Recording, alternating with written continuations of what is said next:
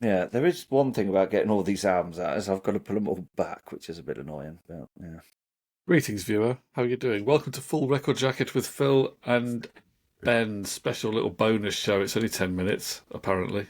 So, what have you well, got? what have I got, Philster? What have I got? Well, there was a song released this week, wasn't there? I imagine there's a few released every week. Well, there was a song released because it popped up on my Fi, Okay, and it's one that's probably tweaked your nipples.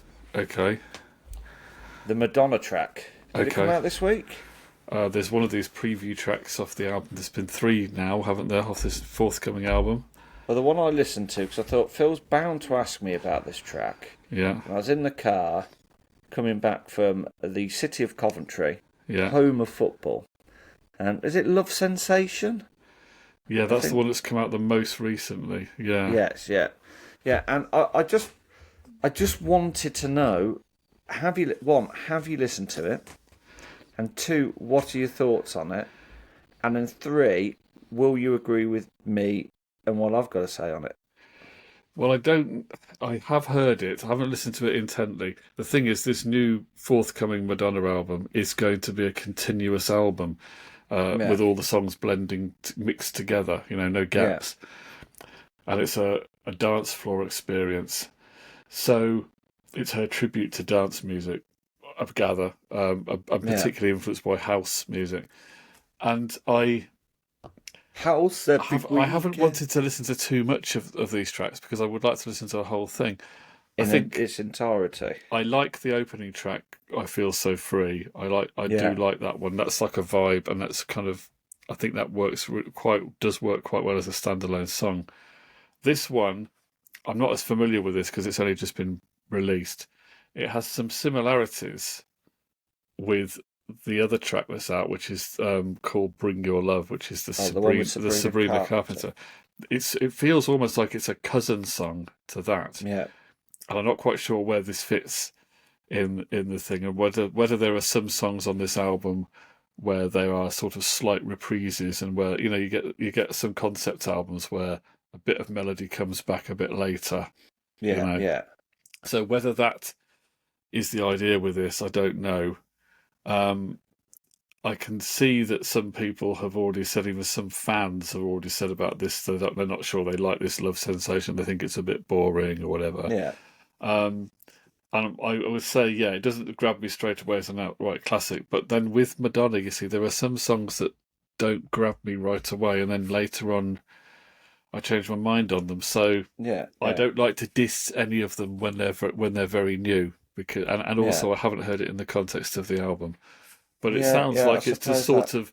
It sounds to me like it's kind of listenable if you're in the mood for a bit of dancey pop, but it's not necessarily blowing me away at this stage. No. But it's okay.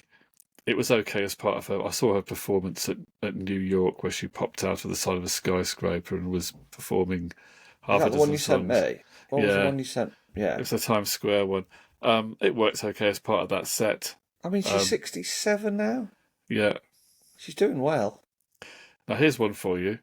Yeah. Um, my sister went to the Take That concert the At other the night. CBS Arena, home of football. That was a Coventry one. Yeah. My Um, cousin, well, in fact, my cousin went there, and so my cousin and his wife went, and my two nieces and their grandma went to that one. Not my mum, but their mum's mum. Now So some guy apparently got taken out by take that. security. Yeah. It got jumped on by security and removed by security while Mark Owen was singing "Babe," which was kind of an Well, interesting juxtaposition. But yeah. anyway, my sister I mean, told her my I sister mean, told her husband about this incident, and he said, "What? There were actually men in the audience." I would have gone. I like a bit of that. I can see the appeal, I, the I fun quite of it. like, because it's all about the show and everything. But Exactly, it's all why, what, pure entertainment, isn't it? why you get? I mean, if you're, I've been to a few Oasis concerts. You can see why people are getting lobbed out because they become knobs and just are Yeah. throwing themselves over everybody. I can't imagine the mosh pit had to take that gig going wild for, babe. I'm No, back again. I'm the back. Tell you I'm back again, yeah, babe. it's not really a song that There's you get one there. guy there like that. Yeah, come on I back. can't, can't get my head around that. Anyway, the reason I was going to ask, I brought this up, was you just mentioned Madonna being 67. Yeah. So one of the support acts at this Take That show was Belinda Carlisle. Oh, yeah, yeah. She's got to be pushing on a bit, hasn't she? So the question is, I used to have the hots with Belinda Carlisle. who is older? Is it Madonna or Belinda Carlisle?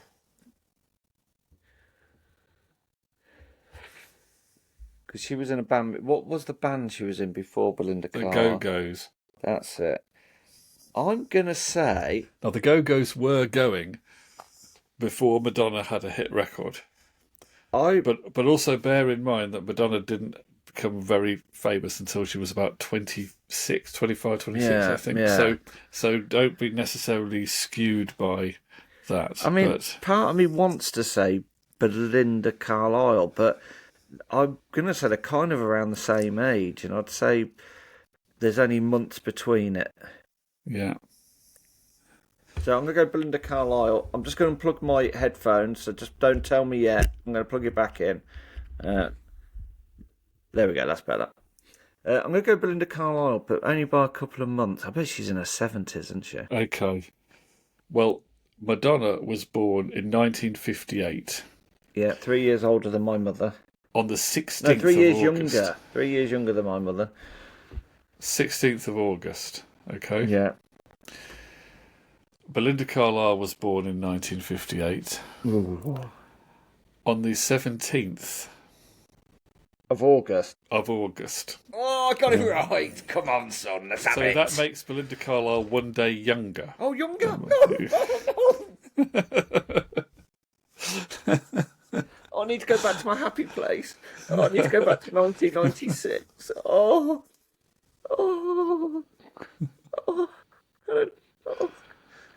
rubbish. That's you've done me there, Phil. I've done it You've there. done me there. You've done, yeah, well and truly. Well, I did listen to the Madonna track, and do you want to know what I felt about it? What did you think? I found it a bit generic. There is an aspect of that, yeah. Because and what made it worse was the Five played that, and I'm going to fall into that trap where I always slag people off and say, "Oh, what's been before isn't what people evolve and people change, and music tastes change, or the artists change, and it's a different decade, and everything changes, so you've got to accept change because if you don't embrace change, you're never going to change yourself." So, but like a prayer, is it not like it is like a prayer, isn't it? Just It is. like a prayer. That came on afterwards, and I was like, yeah, this is kind of Madonna for me, even though I do love a lot of the later stuff and it just felt a little bit. I'm just finding that a lot of that sort of genre of music. So you sort of, I know you're going to have a meltdown now. Yeah. No, But you're like your Sabrina Carter's, your Taylor Swift. It just sounds a little. Not whether that's because their voices are being run through some auto tune, where it makes them all sound. One thing about Madonna is, I can tell it's Madonna because she has got that slight distinction in her voice. But it's almost like they've kind of processed it out of her. It's almost like she likes auto tune. She likes messing with her voice. She enjoys it. Yeah, and I understand that one, but it's almost like it's John Lennon of, used to like messing with his voice as well, didn't he? So it's the kind of thing that some of them have. I don't know. And I don't know whether I went into it because I was kind of like, right, I want to be blown, or because I love sort of, especially the stuff Madonna did, sort of late '90s, early two. I mean, Ray of Light's brilliant. I love Bedtime Stories, and then things like Music and that are really, really good. And whether the sort of hype, because Madonna is so massive, well, not personally, Have but a high expectation. yeah, level. you have a higher expectation, and you kind of want to go in and get blown away and everything. And maybe I should just be blown away by the fact that this is, and I'm not ageist, but it is a 67-year-old woman doing something modern, and it doesn't sound, Yeah. When I listen to Cher's, is it I Believe or whatever? Yeah. That sounds a little bit. I don't know whether it's because of the production or because at the time Cher felt older than than obviously what I was at the I time. think But she it was almost 52 at the time. Yeah. yeah, but it kind of felt a bit plastic.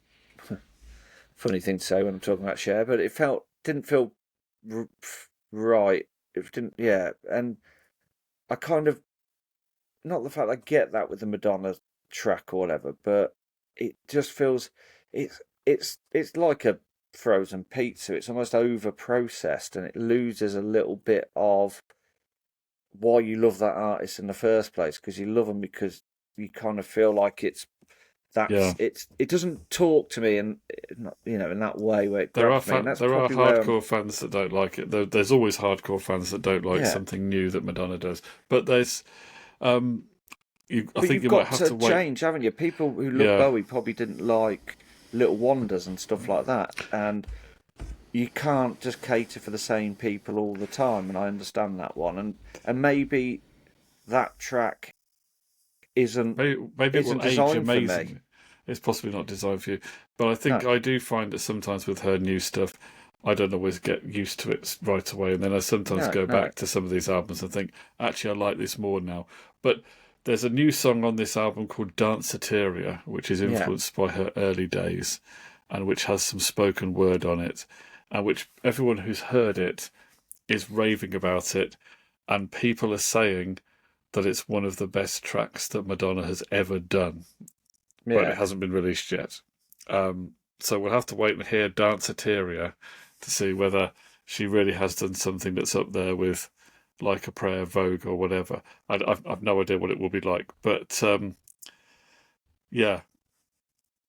My view is I'm not writing any of it off yet because I've done this too. I've learned from the past. Don't write off the Madge because you might end up liking it Yeah, a yeah. bit further I down the mean, line. But it will never be the same as something that she's done before. So you can't no, say and I I wanted to do this again. That's not going to happen. oh yeah, and I think that's what people had with sort of some of Noel Gallagher solo stuff and later Oasis albums was we just want definitely maybe Mark II, and you're not always going to No, get what you want as the Stones once said. But I tell you what, though, now we're talking about older artists, and I know we're going to try and keep this under 20 minutes. We did say 10, but 15 minutes. Is I did listen to the new Paul McCartney album, and you know me, obviously I love Paul McCartney. I love what he does, and Flaming Pie is a really great album. His Wing stuff I really enjoy. Egypt Station, but I've always found him a little bit twee, and maybe that's because of what he writes about. He does write stories, doesn't he? When he writes songs, so I've always found him a little bit twee, and I you kind of keep went thinking of the into frog chorus all the time. Is that what you yeah, feel? and maybe it's just because he is a nice guy, and maybe it's just his mannerisms and all this. He's a bit so I went into this thinking, it's older McCartney. Is he going to be trying too hard? Bloody bloody blah. But it was a really nice album. It was just really nice. It was reflective. There was stuff in it that I could sort of understand. Not the fact I can't understand stuff, but when he's singing, he's obviously singing a lot about the Beatles, John, George, the ones who aren't here, etc. And it was just you can hear his voice at times just cracking slightly, which he's 83. People go, oh, Paul McCartney. I mean, when he's singing live, it's not the same as when he was before, Yeah, because he was 27 before. He's 83 now. I'd like to see you try getting up and belting out 30 tunes or playing the Yeah. guitar. So there's an But element of the later Johnny Cash stuff and all that, yeah, yeah, the but aged voice and all that kind of thing. yeah, but I think Adds this to it. album really supports that. I think his voice, when it does sort of have that little crackly tone and that to it, I think that really sort of impacts the mood of the album. And I think it really sort of it was just an enjoyable experience because that tweeness of McCartney, which I always find at times slightly irritating, but it actually added to it in a really nice way. There's a track on there. Now, if you listen to it all the way through, there's a track on it, and I was going to get the name of it, and I have no problem listening to it again, but it's very similar in tune to one of the ones off of Magic Pie. They're almost identical to each other, and I'm going to have to listen back to it, and then I'll be able to tell you which one it was.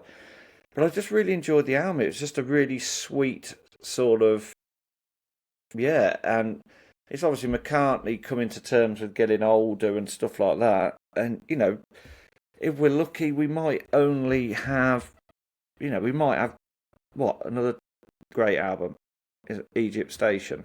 He's not going to be around forever.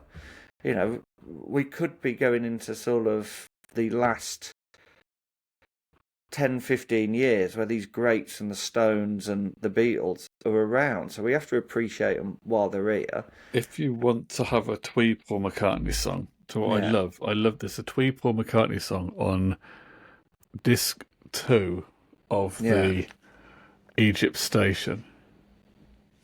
And it's the third track Can I see on that?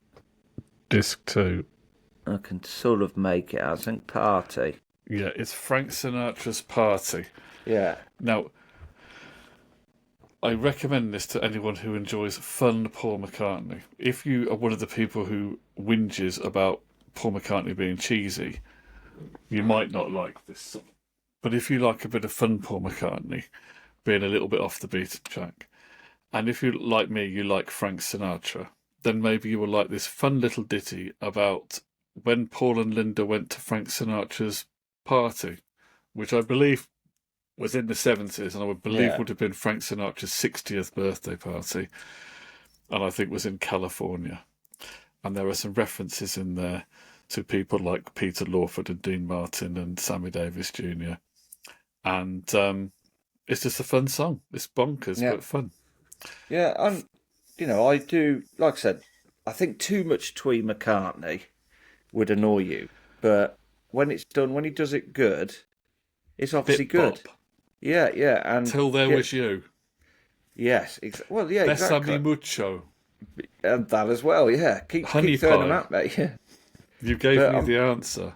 It was just, I must admit, I'm going to say it, it's one of my favourite albums I've listened to this year, The Boys of Dungeon Lane. It's really, really sort of... I must listen to it properly because I haven't properly listened to it yet. I know I'm supposed to have listened to it by now, but I'm sometimes a little bit slow on the uptake with brand new albums. Yeah. No, it just suits. It's not...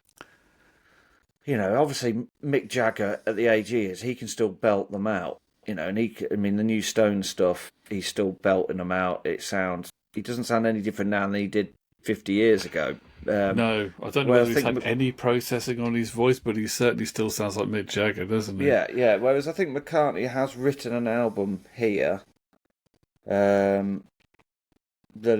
he's written it with his voice in mind. It's been used as an advantage, I think, in this album. Instead of trying to cover it up and sort of overstretch it, I think he's actually... Yeah, I think it just keeps him... Is it conversational? Is that what it is? Yeah. But it's still the young McCartney. It's still the young McCartney's in there. But it's like my nan used to say, I'm a 15-year-old girl trapped in an 83-year-old body. And that's kind of the thing with McCartney on this. He's older. You still hear the young McCartney in his voice. But you appreciate, the McCartney for who he is now, and that sort of... Yeah, it just adds something to it. It really does, and I really enjoyed the album, and that's probably my first.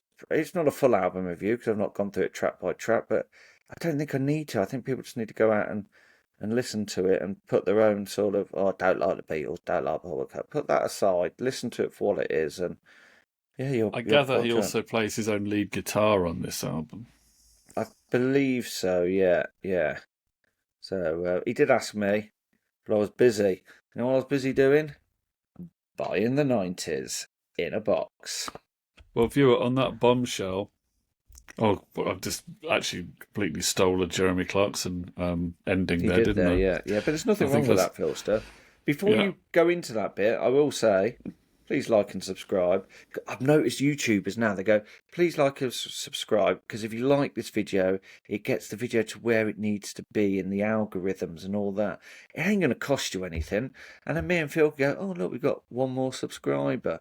Someone liked the video. We love it when someone likes the video. I do like it when somebody likes the video as well, because it makes me feel that this time on a Sunday morning where we get up, we've got a fixed time now that we do it, is worth it in the end. So if you are watching, even if you didn't like this video, if you found it boring, and you found me boring, and you found Phil boring, and you found our faces boring, and you found my fantastic hair boring, and you found the 90s boring, I don't care, just give it a like and a subscribe, and, just mute us then. We won't have to bore you anymore. But if you really liked it, yeah, we haven't got any merchandise, so you just have to just carry on getting the videos.